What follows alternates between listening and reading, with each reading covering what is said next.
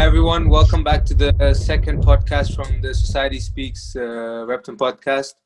Today we're talking about social dilemma. It's been a very popular topic that's been going around, and it's based on a Netflix short movie documentary type of thing. And to just sum it up, it talks about social media, its good and its bad, and how it's manipulating and entrapping us into different beliefs and many things. Today on the podcast, we have Ibrahim, Abdur, and our special guest is Zayyan. Unfortunately, we don't have Malik with us today, but hopefully he'll be joining us for further podcasts. And I really want to just start by saying, because we've all watched it, of course, where do you guys stand with the topic? I would say that I agree with all the negative it talks about. I agree with the fact that, it's designed to manipulate you. It's designed to, keep you on your screen. That's how they kind of make money. That's how the business runs. So I agree with all of that. But I think the only solution it gave is just for young people just to get off social media, which I think is impractical. And I think, it did highlight the negative, but you know what? There are many, many positives of it. And I think just like telling people to just, go cold turkey and just, stop using social media is not a practical, solution to it. So I agree with most of what it talks about. It's just that I don't think it gave a solution or a valid solution. Yeah. That's really my view. Yeah, no, I think it's, I completely agree with some of the things they say about or how they target advertisements or how they use certain things to keep you on your phone. And I can tell that I feel like I've experienced the same thing. But I do also agree that I've seen so many people make businesses, people our age on Instagram and stuff, reselling things like clothes. You can do a lot with it. So I don't feel they really touched on all that kind of the good part of it. It was mainly just about how these companies try to draw you in and essentially waste your time on all these apps. Yeah. I don't know, man. At the end of the day, it's a business, right? And what do businesses do? Businesses will do whatever they can to kind of keep you hooked onto their product. Essentially, in this scenario, we are the product. That's one thing I picked up on from the documentary. But at the same time, every single one of these social media platforms have a specific age requirement, and they have terms and conditions we agree upon when signing up to these social media platforms. Now, it's our mistake when we lie about our age and then say we are 18 and above to join, because I can guarantee you everyone that's talking about problems that 12-year-olds and I heard something about suicide rates and whatnot. They're all underage. They shouldn't be on the platform. They really shouldn't. As far as I'm concerned, you have to be of a certain age to join the platform. Regardless of how many problems there may be, we signed up for everything and we agreed to those terms and conditions. So I guess I don't really have a specific point of where I stand, but I do agree on things. Yeah, no, I think you need to be mature enough to be able to handle it. You need to understand what you're getting yourself into when you do sign up to it. You get the good, but with that good does come bad into online hate and all that. You got to be ready to take that. And we'll go for it. What adding to what Zayyan said about that we're the product. The one line which I really took out of it that really blew my mind, kind of thing. Whenever I talk about it, I keep going back to it. Is that if you're not paying for it, you're the product. Yeah. I think that's really big because there's a lot of stuff we don't pay for. Google, all these social media things we don't pay for, right? So I think that really changed my mindset. We didn't really change how I interact with it, but I think it just changed my perception of it. I just have to remind myself that what, I'm the product in this. They're selling my eyes, my viewership on it, really. Yeah, I mean, I think for me personally, I stand somewhere more on the against side of what they tried to portray, and that for me it was mainly the reasons, as what Zayyan said, is we know what we're getting ourselves into. Everyone knows nowadays it's not a hidden world. We all know what happens on these apps. We all know how they use the data we all know how they use all this stuff to manipulate is the word they used to get us into staying more, to use their advertisements to have us to be on it. I think I kind of disagree with how they portrayed it. I think they try to make it negative. Of course, it's not all good. There isn't always all good.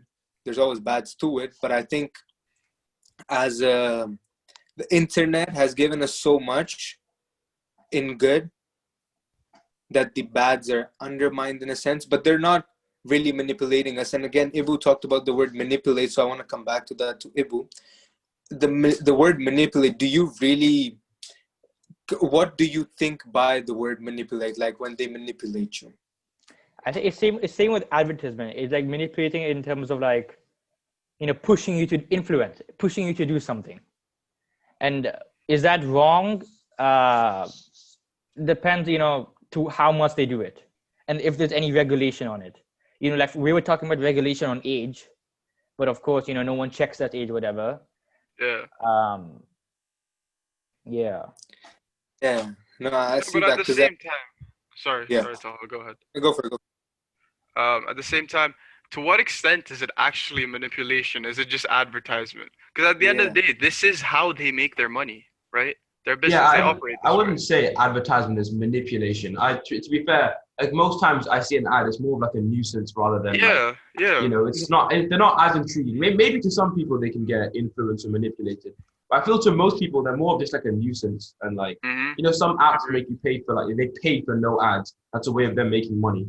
So that's another way they may use ads. And I mean, the documentary itself, it showed where they were debating, and the guy said the form of manipulation and advertisement has always been there.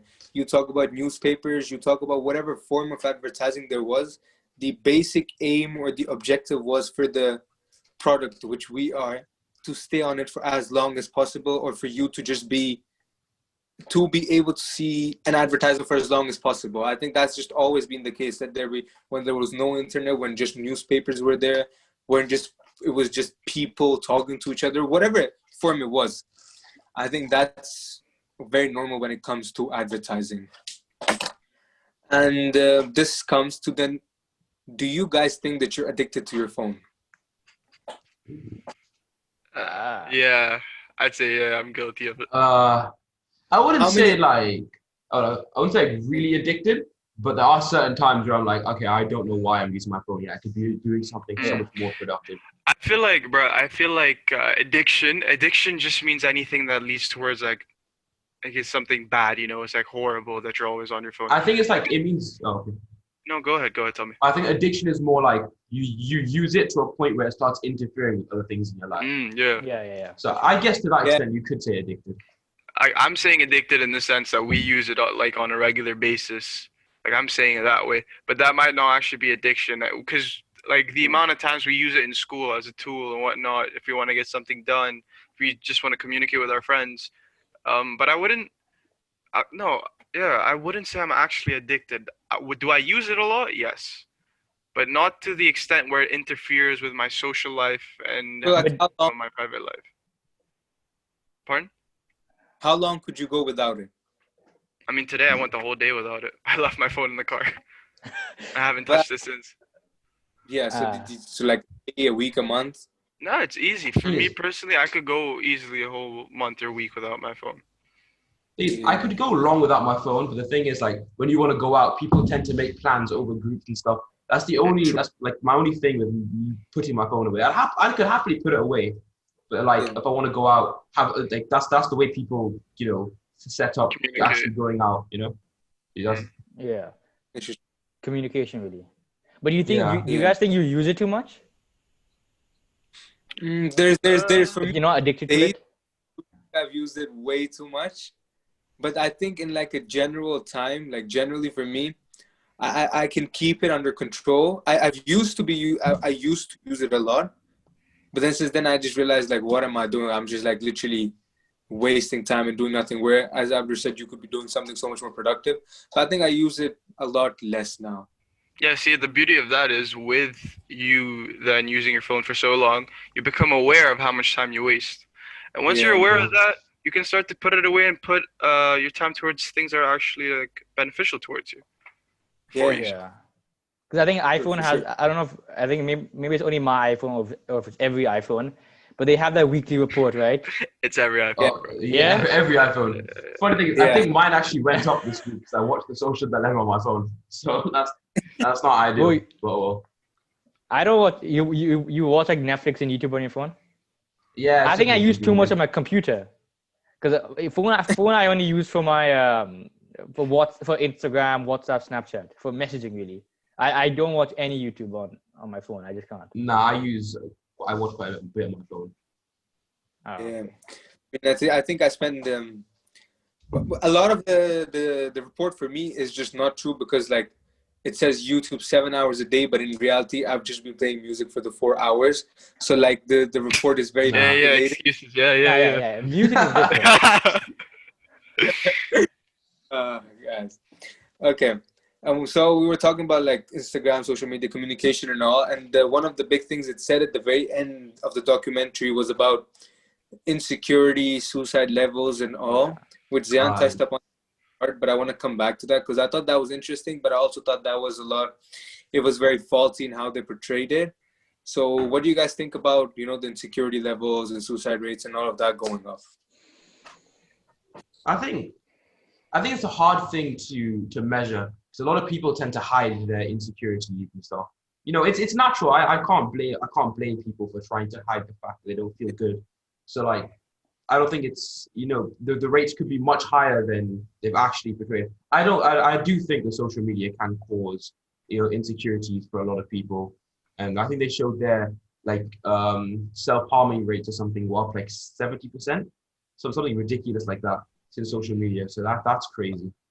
Very much to be like opposed to that because I know what Abdur trying to say, but I think what I think is that if you, the person, I don't think it's the social media that makes you insecure. It's if you're insecure, you're insecure. That's how I think of it. Like if for me, if I was insecure about something, I don't think social media would make me more insecure somehow. If I was insecure, I'm gonna be Okay. insecure because there's so many studies out there that would just completely like back at them. Because when they showed the study that the suicide rate went up as social media use went up, but they missed out all the other factors of our lives that have been changed since the life's been changed dramatically since whatever it was in like 1990s to early 2000 to like 2020. Like if So you there's think no yeah. so you think that that if, for example, if you were to be insecure today, whether or not there Yeah. be social media, you'll still have the same level of insecurity. I don't think it's gonna affect me in my levels. It may affect me in my levels a little bit, but it won't affect if I am insecure or if I'm not insecure about something. Okay, I That's I get that, but it's a very tough thing to tackle because Yeah, but like guys, like at the same time, sorry, Abdur, by the way. Khalid, sorry, it's go on, fine. Go on. please. All right. Insecurities, right? They come about because you get ridiculed. If that's either about your appearance, the way you act, the way you talk, they're inevitable. Because, bro, regardless of where we are, someone is gonna come along the line and be like, okay, you're this and this, you're this and this, But right? but But you've seen hold on, hold on. What social media has done, right? Because I don't side fully with the one side or the other. What I believe is social media has now amplified that to a level or to a global level, really, where you could be attacked from anyone and not know who they are, where they came from, and they're just doing it for the fun of it. Now, that's a bad part about social media, but at the same time, um, it is partly to do with how you were raised, your self-esteem. Yeah, yeah. it's You know? so it's very but tough to tackle it's a because thin line because about the yeah, hate speech kind of thing. Because Mhm. Yeah. there's people are criticizing Facebook for allowing hate speech, but the thing is like if they say they want these companies to, like, if they see hate speech on, they should take it down. But if you do that too much, like slightly too much, you say that you're restricting freedom of speech. So Yeah. it's yeah. very Look, at the Like end of the day, what I took from that, sorry, Talha, yes. sorry.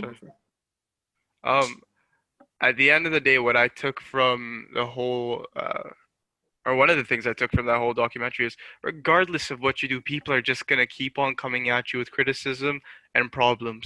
But did anyone really have an answer for any of those problems? Like really? Did we That's really find an answer? That whole, because I was waiting for an answer. Okay, Yeah. we have a problem. How do we solve it? If we know, like, if people talk less about the problem and more about how to solve it, maybe we'll get somewhere. But that clearly Yeah, hasn't. but it's such a tough thing to stop because like people are insecure on social media, so it's very easy to say, oh yeah, just don't use it. But then some people can get ridiculed for not having social media. You know, you feel like you might Exactly, be missing exactly. out. I It's think very just the simple idea of not using social media is just it's not even an option. Like yeah, let's No, be that's real now. throwing away the greatest tool you have. It's a yeah, tool. We know Yeah, but it's a just tool. media. That's how we connect nowadays. It's Yeah. very simple. Some people, I have friends back in Pakistan. I met someone online from Germany. Like it's insane how much good it's done, and to just like suddenly say, okay, let's just stop it. I don't think that is an answer in any way. Okay, the greatest example I can think of right now is because let's think of it this way. We have cars. We use cars to get to school, but they leave a carbon footprint. It's bad, Yeah, right? We can't like just delete the car. We can't say, "Oh, exactly. yeah, we're not going to use cars anymore." But when Yeah, people put effort towards a solution, we came up with electric cars now, which are much exactly. Yeah, cleaner and easier to use. We need a solution like that. We need an alternative. We don't need to cancel it completely because nothing yeah, good comes from that. for I think sure. you're gonna For, limit it. You can't cancel it completely, but you can Yeah, you limit your cannot. usage and manage it. You know. Yeah. yeah. And I think, Okay. yeah, go on. Yeah, we'll go for it. Because today I talked to Mr. Roberts. And I told him we're doing recording an episode today. So he told what his insight was is that he would have preferred if they said that, you know what, this is the problem, we don't know the solution. Someone think of a Yeah, solution. Because what the documentary did, it tried to give a solution, but that solution just doesn't work. Yeah. Yeah. So maybe it would be better if they just said, there is a problem.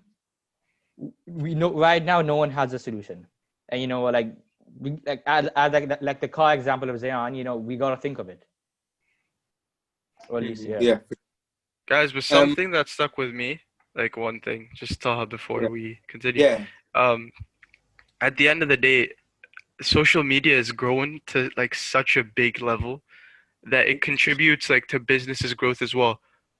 Like yeah, Yeah. insane Oh, amounts, right? So it's never gonna disappear. And on the other hand, these businesses are making money, right? And at the end of the day, they're not. It's not like you're losing something. You're just you're enjoying using social media as well. yeah, Let's not take into account the people that you know that are facing problems and whatnot. Majority of them are enjoying what they see and what they use. But yeah. then to later go on and say, "Oh, but social media is horrible, this and that." Like, come on, I think you know? if you were gonna say social media is bad and you have Instagram on your phone, I don't think you can do that. Yeah, Like you can. it's you're using something and then you're at the same time just saying no, it's bad. People shouldn't use it. Like you're very much contradicting yourself. Just like everything. There are always two sides to the story. You can't. What the documentary did was it highlighted the problems that come with it, but it didn't Yeah, necessarily speak about what good things it's done for us. For example, right now, with coronavirus, the amount of awareness and how people obviously it spread globally, which also gave it yeah, a lot of awareness. Like I'm like that's a given. But this way people can communicate better. This way people like they talk about vaccines and everything. Like the communication is insanely good. And on top of that, another example, the elections. You're actually like influencing people and motivating them to vote in the US, for example. I think Zian's brought up a really good point here, which I was gonna move on to next, which relates to both the coronavirus situation and the election situation. The fact of manipulation in your fact checking and then leading people into doing something, such as there was a scandal that Facebook helped in the election results of I can't remember yeah, exactly which, Mm. but that scandal right now. How if I went on Google and I wanted to search up something particular about the coronavirus, I'll find 100 different results. So I want to really lead on to the point of fact checking. what do you guys view on the fact that you can now, I could go to put up a website and put whatever information I want about coronavirus on it, accurate or not, expert view or not, I could do that. So what are your guys' views on that? Do you think it should be regulated somehow, or is there anything you guys want to say about it? It's so hard to regulate fake news because there's so much of it. I think it sells. Yeah, fake. Didn't they say something like fake news spreads 6 times faster than regular news? Just because it makes a much better title. You'll get more clicks. It's very helpful for some media outlets, but like it's not good to just spread lies. And these kind of lies are very hard to fact check because you get so many people to actually believe them. You don't know who to trust. You don't know who's right. It's a big problem, especially with coronavirus, because there's so many things, especially early on, where there are a lot of uncertainties with it. There's so much fake news spread about it, which it didn't help with like fear mongering and everybody panicking about it. Yeah, for sure. And And the legal, over. I was saying also about the fake news kind of thing, that in fact checking. The only fact checking you can do is numbers, because really anything else you can argue is like an opinion, whatever. Like and even like links to like hate comment kind of thing. You can even say, like, the idea of freedom of speech is that you're able to express your views. So because coronavirus is fake. Yeah, that's your view. And like, I could fact check and tell you that it's not fake, Zayyan. Oh, chichi. Yeah. It's not. There are some things, no problem. But there are some things, like some facts, such as the coronavirus is an actual thing, and there's many things I think we can check as a number, and I think it's a responsibility, to be honest, nowadays, exactly, for us students as people, for just not for the sake of others, for the sake of ourselves, to just not hear something online, see something online, watch something online, and just believe it. Because if I was to go watch Fox News, I'll get really good information about one side of the American government. But if I went and watched CNBC or something, I'll get very good information about the other side of the government. Such this being the same for any government outlet, for any media outlet out there, or Instagram pages or whatever, you always find biased information. And I think it's actually a responsibility for you to make sure whatever you're hearing, to whatever extent you can be made sure that it's true, you need to do that. Yeah, it's crazy some of the things that people believe just because they've read it once on the internet. Like, wasn't there something about like Kyrie Irving believed that the Earth was flat just because he saw something about it? Yeah, because he watched a YouTube video on it. Yeah, exactly. Like, and if he fully believed it, and people like that, like, it's dangerous, man. You can believe some crazy things. But at the end of the day, it's really important. Sorry, Zayyan. No, I cut you off. My bad. Go ahead. Okay. What I was saying is at the very start, when it started, the social dilemma, it also showed how these news outlets and how there's like anarchy of some sense, how it was just getting like, they were trying to blame a lot of the social issues on this. What do you think it really is the globalization, the media, the people knowing more, the manipulation in some sense that's really causing people to move apart from each other? Look, anything that's spread on such a wide, audience, there is going to be flaws everywhere. People are going to be subjective. They're going to have their own views. This is inevitable. Like, whatever happens, people are going to have their own views. For example, with coronavirus, people think it's a hoax. You have people in other parts of the world that don't even wear masks because they genuinely believe it's not real. Whereas you have people here in Dubai that are, that we really are taking it seriously, like other countries are. I think at the end of the day, what matters most is that if someone is like, again, even if your views conflict, you need to make sure that the way you approach the other person is to help them understand, not to ridicule them, not to make fun of them and say, oh, what you believe is completely wrong. You need to understand why they believe what they believe, and then you can start to, go ahead with your views. Discussion. Yeah. I feel Yeah. like anything that's forced is just gonna be rejected instantly. Yeah. So we need to be super careful in the way we treat each other when it comes to, information and whatnot. Yeah. Yeah. I think so too. And to just wrap it up, I want to give you all an opportunity to say what you guys think is the solution, or what do you think you would have done? I'll start with Ibrahim. Solution. I think as a macro, as a government thing, I don't think there's much you can do. I think you can fact check, you can regulate a little bit, whatever. But I think mainly as a personal, as an individual, I think the solution is, I think, realizing that it's a tool. Like anything else, you can use it for good, you can use it for bad. I can't think of anything which is can be used for only good or only bad, right? I think that everything is a tool, and whether the impacts are good or bad, it really depends on your intention and how you use it. Yeah.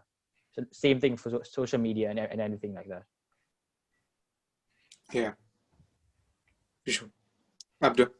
Yeah, no, I completely agree. It's completely down to how you intend to use it.